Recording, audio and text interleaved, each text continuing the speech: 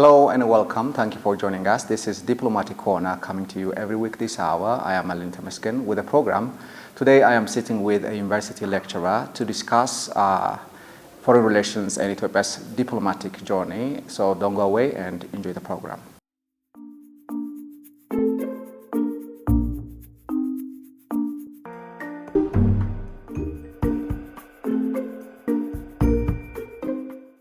Thank you so much indeed, Yasu, for coming and being on our program. Thank you for having me here. I'm very excited to share from what I have been teaching and from my experience. So I hope we'll have a better time. Great, I hope so. And before we jump up to our today's topic, let me give you the time to make introduction of yourself and your professional journey to our audience. I'm Yasuela Mikel. I have been teaching. Actually, I was a teacher starting from my first day of work, and I've got my master's in African and Middle Studies and in International Relations and Diplomacy. And currently, I'm a lecturer, and I try to write to share my experience to others. That's how I am now working. Great. That's wonderful. So our topic is about foreign relations and diplomacy. So before discussing Ethiopia's foreign relation policy and its diplomatic journey, I just want you to highlight us, what is foreign relation and diplomacy, especially to those experiencing the term for the first time. All right. As we understand that the concept foreign policy is very peculiarly related with a given country's relation with the outside world. If you see the science, the political science is at top, and then we have international relations. When we talk about international relation, it's about a relation between two or more states. In the term inter by itself refers for two countries or two more terms or entities. So when there is interaction that is cross-boundary or cross-territory, it comes with the concept international relation. It can be related with different entities, but we go back to the 1648 Treaty of Westphalia. So when we talk about the Westphalian Treaty, it's the beginning of the modern diplomacy. So in this case, international relation is a relation between two or more states. It has changed from time to time, and it has got different versions of definitions by different scholars at different period. So international relation is a relation between different actors these days. The state actors used to be the major players. Nowadays, we have non-state actors.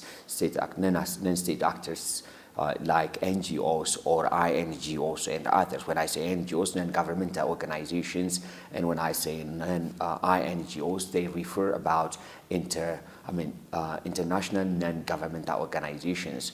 So in today's international relation, ranging from individuals to state actors have multi-layered matrix of play in international role. So the international system has widened and grown from time to time, and the last 400 years have shown us a great variety of ups and downs in today's international system.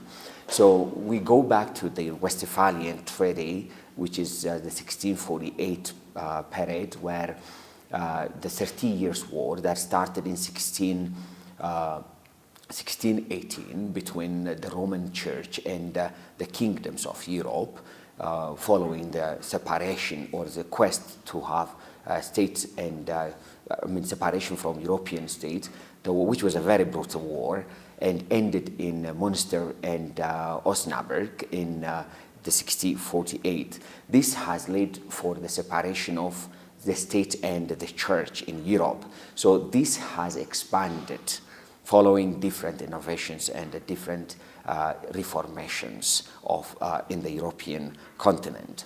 So starting the sovereignty, the Westphalian Treaty, the concept of sovereignty comes to the table or to the discussion, sovereignty or non-intervention.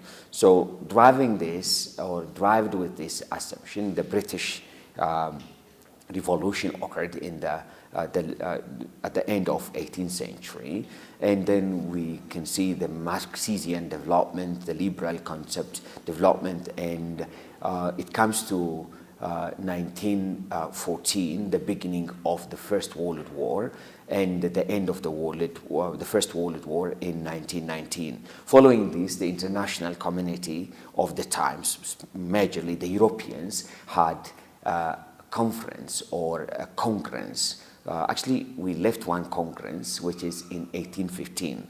Let me take you back. In 1815, we had the Vienna Congress. The Vienna Congress is a congress or a meeting which was held in Europe, but from 1815 to 1915, to 1914, the world was a bit multipolar, led by different sets of countries, but the growing arm of the German and the competition and the decline of, the competition between British and Germans and their ideology has created the assassination of the Archduke of the Austria has critically manifested the conflict in 1914. When this war broke out, the world went back to the shock. That means it created the First World War, which is about 5 years till 1919. But following this, after this, the Europeans had brought a new version of treaty that lasts to 1939. So the Versailles Treaty occurred in Paris in 1919. It is about forming a peaceful world, or it's about preventing future wars at Paris. They concluded the meeting at Paris. Its name is referred as the League of Nations. Ethiopia became a member in 1923. So after Ethiopia became, many countries, or at the beginning, if I'm not mistaken, there were 50 plus countries which became member of the League of Nations. Its aim is to prevent further escalation of war in the world of the time. So following the 1919, the British were, the French, the British, and the victors of the time, including Belgium and Italy, had tried to negotiate, but Germany was punished.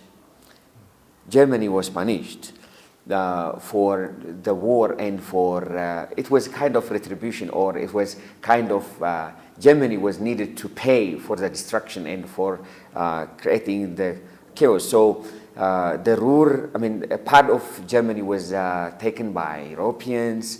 Germans were told to pay,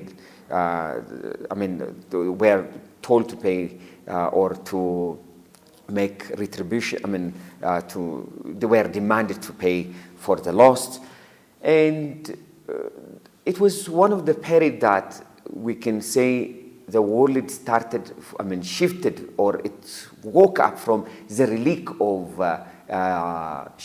from the shock of devastating war in Europe. Not only in Europe, the Europeans fought all over the world where they had colonial or colonies. So following this, Germany lost its territories, and some changes occurred. Germany was made to pay. But 1929 is the year that we know the great financial crisis occurred globally.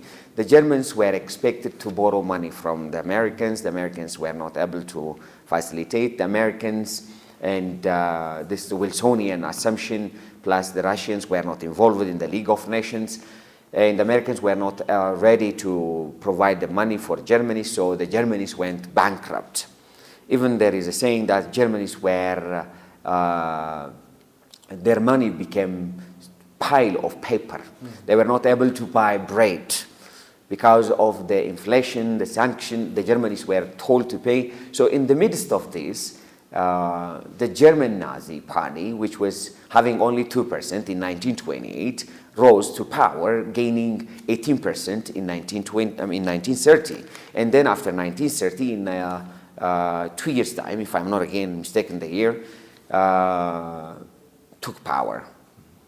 So after the Nazi Party took Germany's power, or being the chancellor, Adolf Hitler came to power. So the Second World War started in 1939.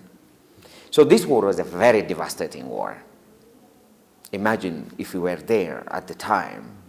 It was the Second World War, not the First World War. Machines were generated, improved, developed. Technology has improved. Yes, we have evolved gradually. Things were having evolution in Europe. So in 1939, the world went again to the war. So Nazi, or the German of the time, the leader of the Germany, Nazi party, Adolf Hitler, and his party tried to invade with the assumption of these chauvinist assumptions. So they invaded Europe. Many died. Millions of people perished. So the world started to rethink. So they started to have different conferences at Yalta and other places.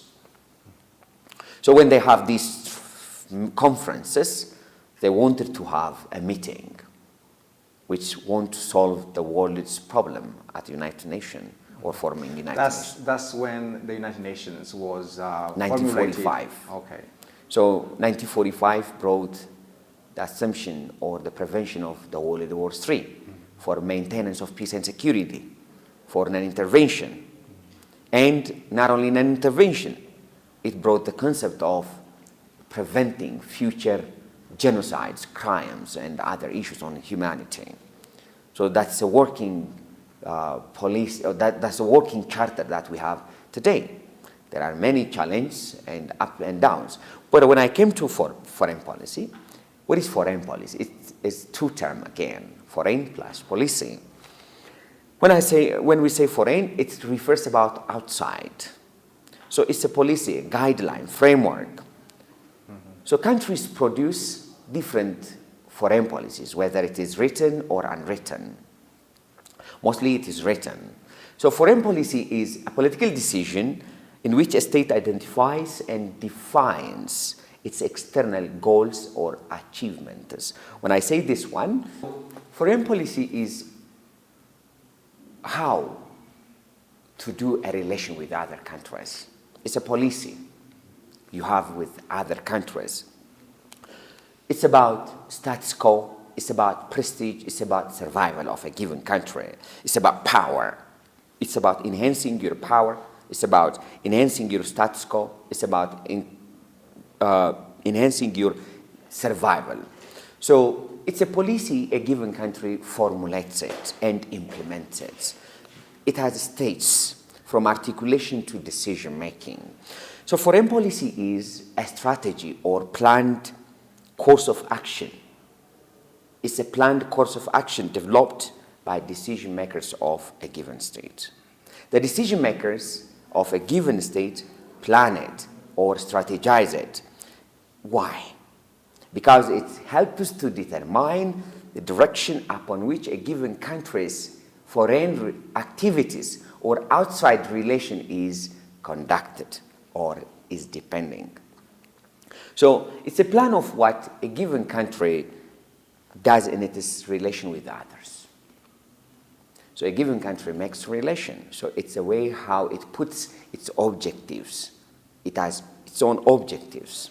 So foreign policy is a policy where a given country interacts with other countries in international relation or when it has a cross-boundary relation, but it is about relation of a given country guided by policies, objectives.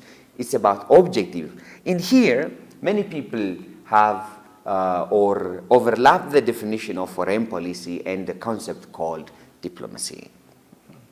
So what is diplomacy? It's about dialogue. It's about communication with other states. It's an art of communication with other states. It's about interaction. It is a process. It's a means. When it comes to foreign policy, it is how to do it, how you plan it, how you put your objectives, your goals. But when it comes to diplomacy, diplomacy is an instrument of foreign policy. So there is difference. They are related. Foreign policy is a policy, how a given country relates with other countries. But when it comes to diplomacy, diplomacy is a way or a means or a process. It is a means, not an end by itself. To achieve something from, is it about achieving something, some goal? It's a means you process, you conduct your foreign policy objectives or goals. Mm-hmm. Mm-hmm. It's a means or goal. Mm-hmm. You know, you have a goal in your foreign policy, you state it. Mm-hmm. For example, short-term goals, long-term goals are placed in your objective. Mm-hmm. You do have at least your points or your major mm-hmm. goals in your documents, in your national security. You place them. You say 1, 2, 3, 4. You state them. Mm-hmm. Mm-hmm. So in this case, it's about relation with other nations. So what is the fundamental task of foreign policy? When we have foreign policy, it is a continuous process of assessing your own and other nations' capacity. Your own, for example, it's about assessing a country called X or Y. We have around 190 plus legal entities or legal personas internationally, countries. So you just have this process every day. It's everyday task. It's continuous. Plus, it's a way you determine your own objective. Plus, you evaluate the objective of 1, unfriendly, 2, neutral, and 3, friendly nations. You don't simply just go in your relation. You try to forecast, to assess the diplomats, the ambassadors, those who are assigned to do this work. Even others are tasked in cumulative work. But this objective is about determining one's own. The fundamental task is you determine your own objective. It's about continuous process. Plus, it's about evaluating the objective of other countries who are neutral in the relation, who are friendly, and also who are not friendly. So you can make it could be classified or categorized as short, medium, and long-range relations. And you do have different list of orientations. In this case, we can say that policy of isolation, alignment, neutrality, bloc-oriented. So diplomacy is of different tool. Foreign policy is about policy guidance, and one of the major issue that we raise in the discussion of foreign policy and diplomacy is national interest. Mm-hmm. What we mostly need to talk about is national interest. How do we define national interest? Is the way it is controversial, actually. There are different ways and different scholarly points they present when they talk about national interest. As we say, national interest is about nations or a given country's interest. Every country has its own interest, but it depends on the way you define whose interest comes to a given. I mean, when you define a given country's national interest, whose interest? Is it the leaders, the parties? Who are the actors? You go to see different actors. So we can say that national interests for this discussion, the sum of goals and objectives of a state's foreign policy. It's a sum and goal. You have different goals, but you sum it and put it. You do have different aims or goals which are stated in your national interest or security. You put it them. So it's about self-preservation, survival. It's about independence or sovereignty. It's about military security and status and prestige. So you can have international relation, foreign policy, national interest, and also the tasks in here, you can sum it. The international relation is a cross-boundary relation between different actors. The foreign policy is a guidance or a policy or a means. I mean, it's a way how you do it. You implement, you formulate, you implement. You articulate, you formulate, and you implement. Even you monitor and evaluate how you are working with regards to your national interests based on different range. So diplomacy is a way you interact, or it's a way you have the dialogue. So when I say diplomacy, or when someone says diplomacy, it's a means, it's a process. As I said earlier, there are instruments of foreign policy. We can take diplomacy as one means to achieve your foreign policy. The second one is economic statecraft. The third one is propaganda. And the fourth one is military relation or military aid, or we call it force. The diplomatic relation is about dialogue in simple term between two or more countries. It is very wide school of thought. When it comes to economic statecraft, it's either about sanction, or it's about investment or aid. When it comes to propaganda, we have different forms of propaganda. The way you try to send and receive message, we can categorize them as white propaganda, just not to be racist. The term is, as it is used or developed in scholarly, white propaganda, black propaganda, as well as we have the gray propaganda, which is the middle between white and black. There is also subversive propaganda, especially when you do have this white propaganda. You implement the white propaganda when you want to talk in simple terms to convince others, or to reach other nations with true information. When it comes to black, it is kind of false information. You disseminate it. But when it comes to gray, you may have a little truths in it, but you use this little information and disseminate it to the other nations. This is the way how it is conducted. The military is related with the military aid and the use of force again. You have well explained about foreign relations along with diplomacy and the importance of all this. And before I jump up to the next question, let me ask you one question. Can a country exist without foreign relations?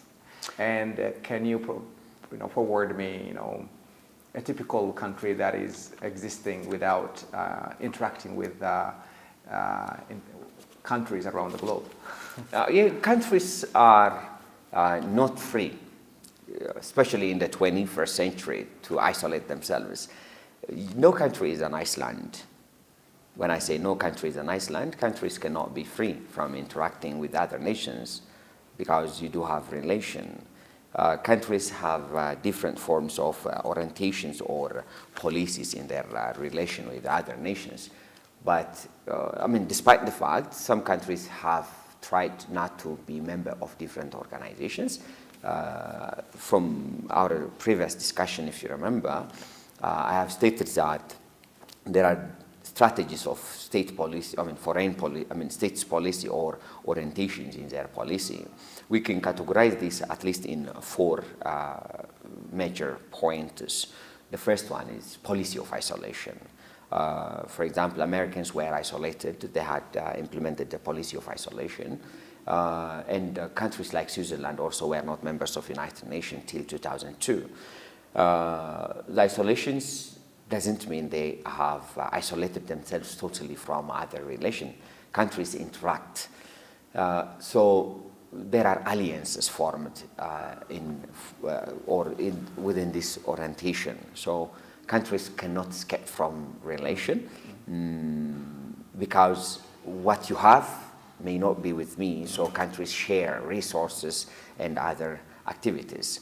The laws and others come later, but countries interact. From the beginning of humanity, we have evolved with interaction, exchange of different sorts, economy, resource, human power, and different interactions have occurred. And isolations can occur, but when a given country isolates itself, it's a bit difficult. So rather than isolation, neutrality is better. The one I said, Switzerland case is neutrality. Countries may not be neutral countries may refer themselves as a neutral in different aspects. Not only neutrality, like the Switzerland case, non-alignment has been one of the other orientation next to neutrality and isolationism. Countries can isolate themselves. So the orientation can be classified as follows. One is isolation, the second is non-alignment, the third is bloc orientation, and the fourth is neutrality. When I say isolation, countries can isolate themselves from a given interaction. It has occurred, but it is mostly rare.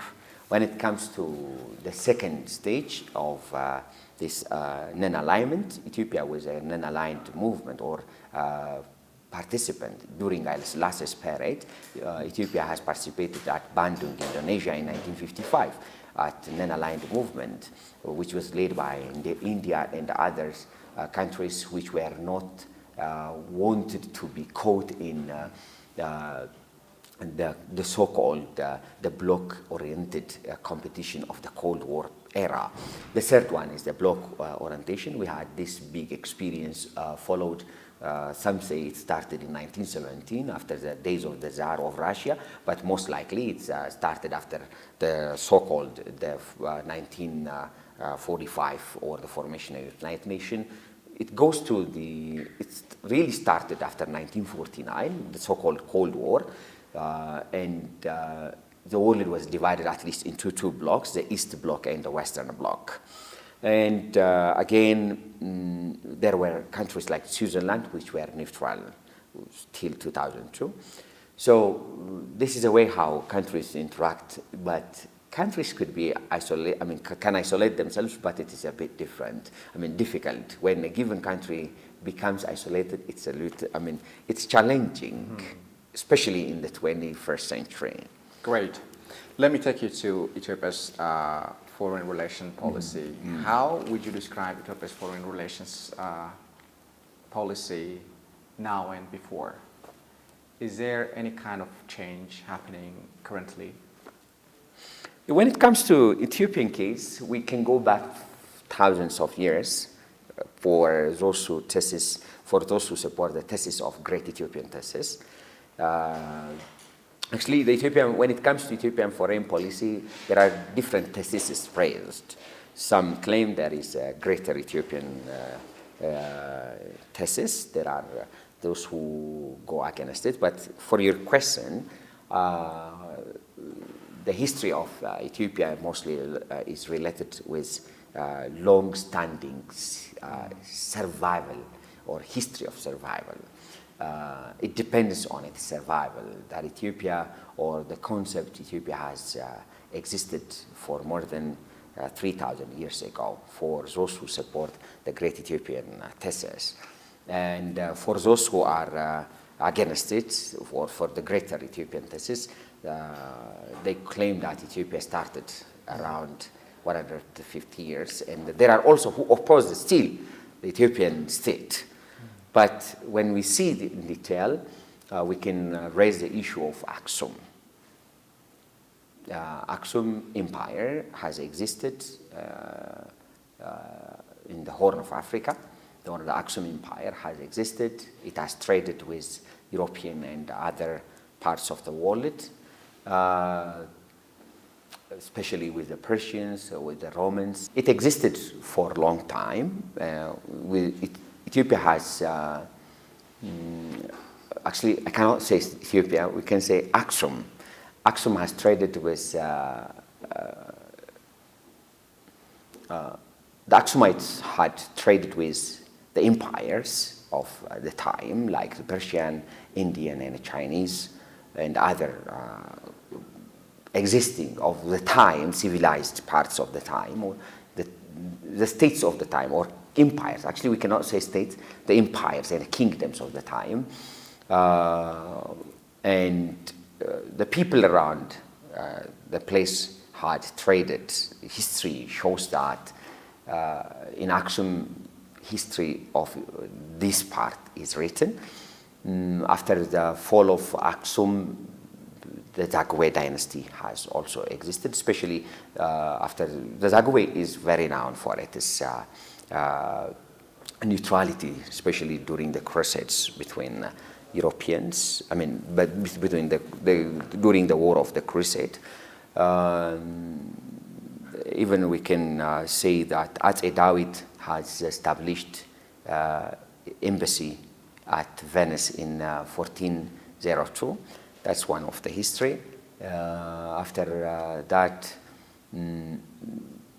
there were interactions that grown, especially with the growing competition of the times, great powers of the time, and the European leaders of the time has moved to Africa in the way to access the Red Sea and other parts. There were wars, but the modern history of Ethiopia foreign policy starts with this Tewodros' time, or Tewodros II time. So it's a history of survival. Ethiopia's foreign policy was a kind of not just similar, it was up and down. It changed from time to time. That means they have established contacts with the outside worlds for military, for trade, and other activities. They had active engagement, not only active engagement, but in other times they had closed-door policies too, because the active engagement allowed them to trade, to even open embassies, but in the same time they had wars and other. The so-called, today's Ethiopia was not just one, it had its own history for different writers. So there were wars and competitions between kingdoms, rulers, and others, so they developed interaction. That means we can categorize that Ethiopian foreign policy is not short. It is a long survival, full of survival or dependency. Interdependence with other nations, but it had two things. One is active engagement, the other is not only active engagement. Closed-door policies were also implemented. Not only closed-door implemented, interaction with outside world were sometimes closed, and sometimes active explorers, active engagement has invited or has allowed different discoverers from Europe and other parts of the world to come. That is the way how Ethiopia had established its relations. So we can say that Ethiopia has worked on the survival of its independence for a long time. Ethiopia's foreign policy or foreign relations is with a long-standing history, and it is about dependence or independence and survival. As a long-standing state, it has not been a newly state or newly established state. It has existed in different geography, Eritreal and Drawal. But when it comes to the historical part, there are different theses presented with Ethiopian foreign policy, categorized as a Greater Ethiopian thesis, and other like the oppressor thesis, plus other related with dependence thesis or independence thesis. So Ethiopia has been pictured with most likely with Aksum history, where Aksum traded with other world, with Persian and Roman, Chinese and other civilizations of the time. So the trade has flourished in Aksum, where Aksum started to rule over the other parts of the world. Next to that, the medieval kings of Ethiopia had relation. We can take as a Dawit of the medieval period who opened or who had embassy at Venice in 1402.